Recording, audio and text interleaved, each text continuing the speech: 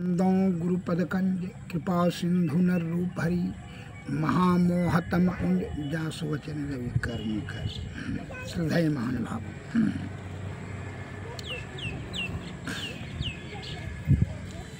मैत्रोपनिषद सामवेद का अध्याय 2 पद आया है। यदा मनसि वैराग्यम जातम सर्वेषु वस्तुषु तदैव संन्यासेत विद्वान अन्यथा पतितो भवेत्। अर्थात सब विषयों से मन में जब ही वैराग उत्पन्न हो उसी समय विद्वान को संन्यास धारण करना चाहिए। अर्थात करें, पहले से संन्यास ग्रहण करने पर उसका पतन हो जाएगा।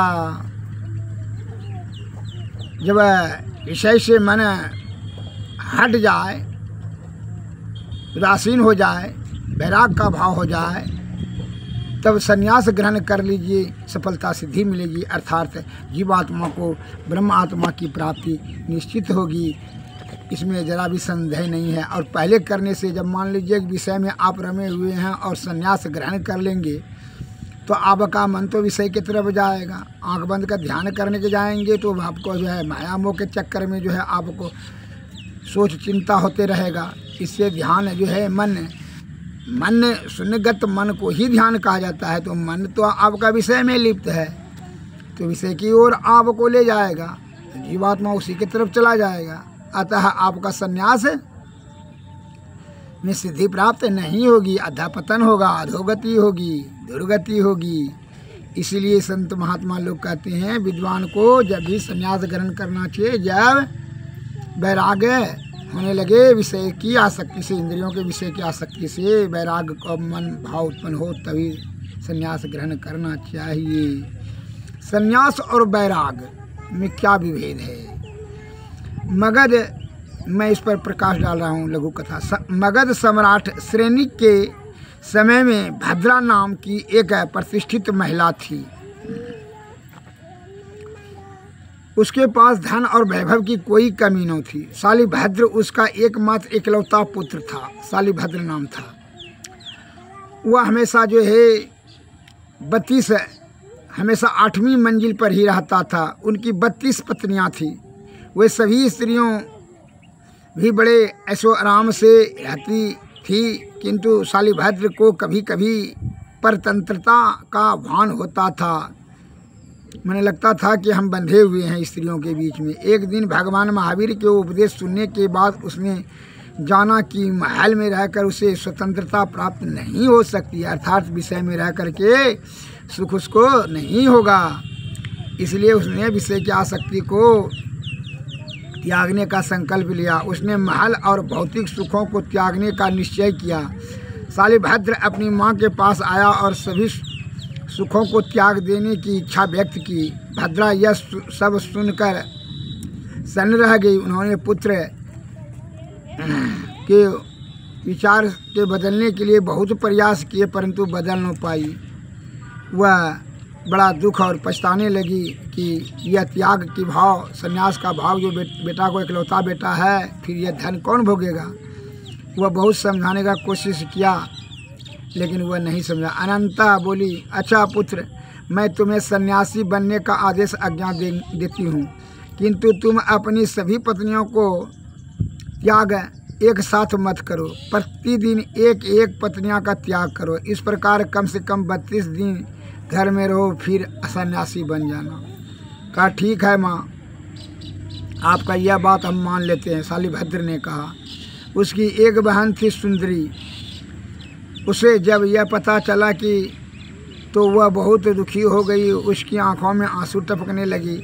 उसके पति धन्य नामक थे, उसका नाम था धन, सुंदरी की पति का नाम ने जब उसे रोते हुए देखा तो उसका कारण पूछा। सुंदरी ने कहा, मेरा भाई प्रतिदिन एक एक भाभी को छोड़ रहा है, अब वह सन्यासी बन जाएगा। पति ने कहा, ऐसे कोई सन्यासी बनता है क्या? उसे घर छोड़ना है ही है तो एक एक पत्नी को क्या छोड़ना है, एक ही बार सब कुछ छोड़कर सन्यासी बनना चाहिए। सुंदरी व्यंग पूर्वक बोली, कहना सरल है पर करना कठिन है, सरल नहीं है। धन ने कहा, कौन कहता है कि करना सरल नहीं है? संन्यास वैसे कैसे लिया जाता है, क्या तुम जानना चाहती हो? सुंदरी के हाँ कहने पर धन्य ने सारे कीमती वस्त्र उतार दिए और बोला, ठीक है, मेरी 8 पत्नियां हैं, मैं अभी इसी क्षण उस सबका परित्याग कर सन्यासी बन जाता हूँ, संन्यास लेता हूँ। इस प्रकार कहकर वह घर से निकल गया। सुंदरी आवाज़ देती रही किंतु उसने उलट करके देखा भी नहीं। शालिभद्र से बहुत पहले ही जाकर भगवान महावीर से दीक्षित हो गया। शालिभद्र को जब यह पता चला तो उसे स्वयं पर लज्जा आई। उसने भी तत्काल सब कुछ त्याग दिया और भगवान महावीर के चरणों में पहुंच गया। जब जागे तब ही भला मोह नींद सुजाग, साधु की संगत मिले सहज ऊंचे भाग। कि भाई जब विषय से विरक्ति हो जाए तभी जो है आपका भला, क्यों विषय बड़ा बलवती होता है। विषय का त्याग करना, ब्रह्म तत्व का प्राप्त करना, सहज अवस्था होना, यह बिना सद्गुरु की कृपा से अत्यंत दुर्लभ है। और जब पूंजी धर्म का, पूंजी पूर्व जन्म का कुछ कमाई है, उससे क्या होता है कि तब आपके मन में चित्तवे धर्म संन्यास बनने की उत्कंठा उत्पन्न हो सकता है। किसी संत के दर्शन से, सुसंगति से, सुसंस्कार से, पूर्वजन्मों की कमाई से। लेकिन बिना सद्गुरु की कृपा से ब्रह्म तत्व का दर्शन, सहज अवस्था दुर्लभ है। इसलिए विषय का त्याग करके साधु की संगति, सत्संग, भजन, अध्यात्म का ज्ञान और सद्गुरु के चरणों की सेवा में लगें, जिससे उनकी कृपा से जुक्ति, जुक्ति से भक्ति, भक्ति से मुक्ति। श्री सद्गुरु महाराज की। और इसके लिए क्यों कि जीवात्मा मन माया के कुसंगति में पड़ करके विषय आसक्त हो जाता है और विषय की आसक्ति के कारण से इसकी दुर्गति निश्चित हो जाती है। उसका मूल कारण है कि मन जो है विषयों का मालिक है, इसलिए जिसका जो मालिक है उसी की तरफ न वो धकेलेगा। मन इंद्रियों के सुख की तृप्ति करने के लिए जो है वह पाप ताप को बुद्धि, षड्यंत्र, छल कपट परपंच करने के लिए वह विवश कर देता है और उसी के अनुसार से तब कर्मफल पाप ताप संताप जमा हो जाता है और वह कष्ट जीवात्मा को भोगना पड़ता है।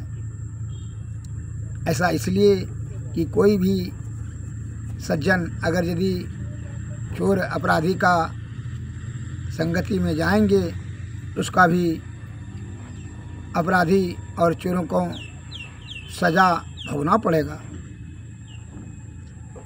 इसलिए संत महात्मा कहते हैं संगति से गुण होते है, उस संगति से गुण जात, बाँस फांस घास एके भाव विकात। जब मिठाई के सुसंगति में सुथरी घास का सुथरी और बाँस का डलिया में जब मिठाई करके देता है बांध करके, तो वह भी मिठाई के ही भाव में बिकता है। अतः उसी प्रकार जब आप साधु की संगति में जाएंगे तो वैराग का भाव, विषय की आसक्ति का त्याग अपने आप उत्पन्न होते चला जाएगा। विषय का बंधन ही बंधन है और उसका त्याग ही मोक्ष है। अतः संत महात्मा लोग कहते हैं कि विषय का त्याग सद्गुरु के शरण में जाकर के ही प्राप्त करें। ऐसा इसलिए कि विषय की फिर संगति में अगर यदि आप जाएंगे, उसके लपेटे में, तो फिर विषय की जागृति आपको हो सकती है। अतः साधु की संगति में निरंतर रहने से उसे सद्बुद्धि होगा। शतोगुण में सदाचार का पालन करेंगे, सादा भोजन करते हुए ध्यानाभ्यास निरंतर करने से आपका विषय वासना धीरे धीरे छिन्न होते चला जाएगा। सद्गुरु जो कि अपनी करुणा रूपी तलवार से आपके विषय की आसक्ति, निर्ममता, कठोरता, अहंकार, क्रोध, लोभ, ईर्षा, मद, मोह, अज्ञानता धीरे धीरे छिन्न करते चले जाएंगे। और जो छिन्न करे उसे ही सद्गुरु कहते हैं। अर्थात अज्ञान रूपी अंधकार से, विषय की आसक्ति से, उनकी सुसंगति से आप विषय वासना पर विजय प्राप्त करेंगे। तभी यह इंद्रियातीत होकर के अंतर्मुखी अंतः साधना से यह जीवात्मा परमात्मा की प्राप्ति करेंगे, ब्रह्म शांति हो जाएगा। फिर आवागमन से मुक्त हो जाएंगे। फिर आने यह जन्म मरण के चक्कर से विमुक्त होकर करके परमानंद की प्राप्ति कर लेंगे जीवात्मा।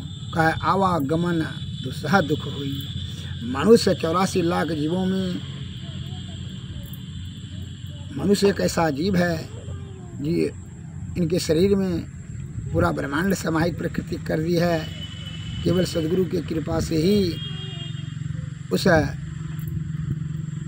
से युक्ति प्राप्त करके भक्ति से यह जीवात्मा का मुक्ति अर्थात परम धाम, परम पद, परम कल्याण कर सकता है और दूसरा कोई जीव नहीं।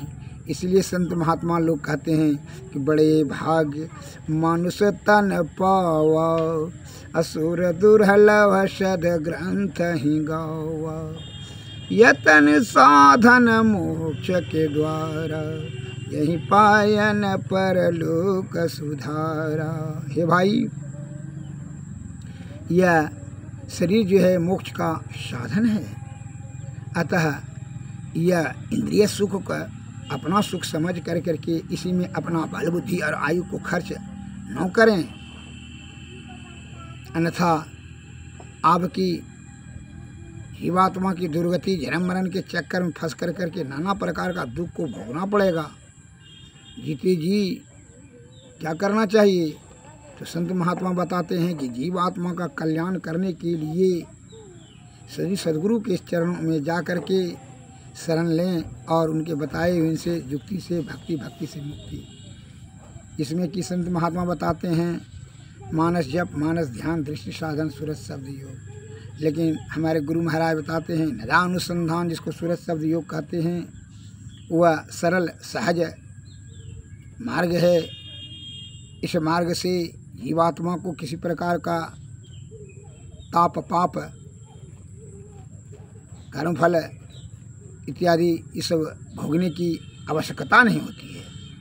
वह तीनों पर्दों के पार सुषुम्ना में ध्यान होने से अंधकार, प्रकाश और शब्द मंडल के पार अनाहत में जो जब यह जीवात्मा जाएगा तो वहाँ ध्वनि होगी अनाहत में, और शब्द होगा, वही शब्द में ध्वनि होगी, और ध्वनि में जो ज्योति होगी उस ज्योति में यह मन और पाप ताप सब जलकर राख हो जाएगा। फिर तब यह निर्मल शुद्ध पवित्र आत्मा केवल रहेगा, चेतन। वहाँ सभी इंद्रियों से इनका संपर्क टूट जाएगा, छूट जाएगा। फिर जीवात्मा ही केवल रहेगा। तो जीवात्मा जब रहेगा तो उस परमात्मा का अंश है। तो उसके बाद वह धीरे धीरे उनको आदि शब्द प्राप्त होगा, और आदि शब्द जो कि चिदात्मक चौकी कहा जाता है, यह ईश्वर का क्षेत्र वहाँ से प्रारंभ हो जाता है। और जब आदि शब्द मिल जाएगा, जिसको उल्टा नाम कहते हैं स्फोट शब्द, उद्गीत राम नाम, तो यह सब जो है शब्द मिलने पर जो है धीरे धीरे वह शब्द आदि शब्द वह निशब्द में परिणत हो जाएगा और निशब्द भी ब्रह्म में है, लय हो जाएगा जीवात्मा। फिर उनको आवागमन के झंझट से विमुक्त हो जाएगा पूर्ण रूपेण से। श्री सद्गुरु महाराज की जय। इसलिए संत महात्मा लोग कहते हैं विषय वासना छूटत न मन से, नाहक नर बैराग करे, जल बीच रूप रस गंध शब्द स्पर्श यह आधार है, विषय को परिवर्धन कराने का मूलाधार है।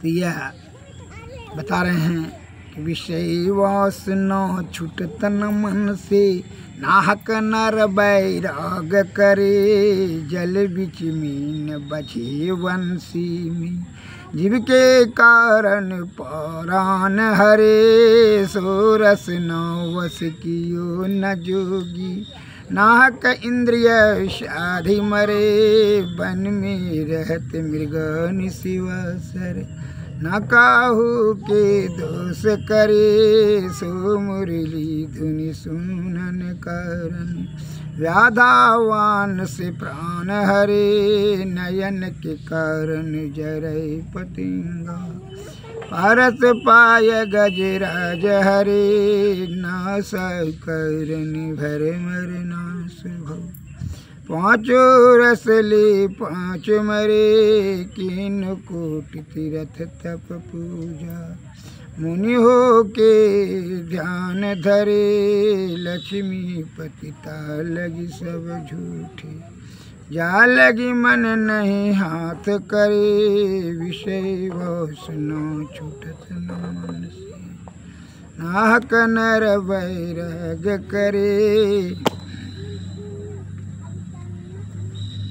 विषय वासना जब तक कि आप विषय की आसक्ति का त्याग नहीं कर देते हैं तब तक संतों ने कहा, संतों कहा गिरस्त को त्यागी, जही देखो तही बाहर भीतर, घट घट माया लागी, माटी की भीत पवन को थम्बा, गुण यगुण के छाया, पांच तत्व आकार मिलाकर सहजे गिरह बनाया,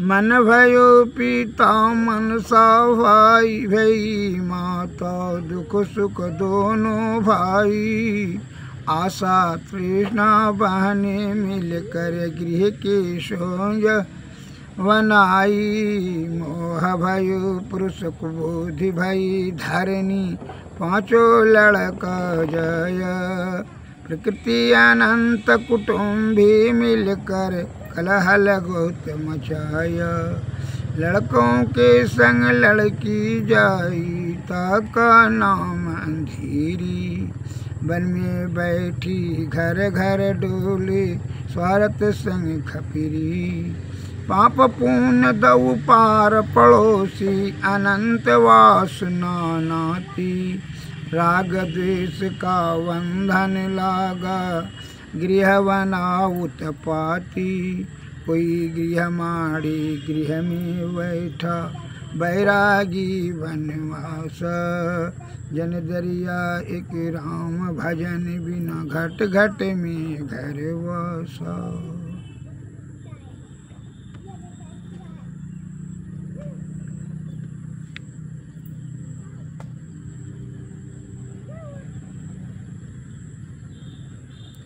कोई पिए राम रस प्यारा, कोई पिए राम रस प्यासा, गगन मंडल में अमृत सरवई, उनवन घर में वास, शीस उतारी धर धरती पर, करे न तन की आशा, ऐसा महगाई बिकावई, छह ऋतु 12 मासा, मोल भर करे सो छक दुरते, दौलत छुटे वास, जो पीवे सो जुग जुग जीवे, कभी ना हो ये विनाश, या रस काज भय नृपजोगी छाड़े भोग विलासा। सेज सिंहासन बैठे रहते भाष्म लगाए उदास। गौरक नाथ भर थरी रसिया सोई कबीर व्यासा। गुरुदादु प्रसाद कछु एक पायो सुंदर दासा। श्री सद्गुरु महाराज की जय।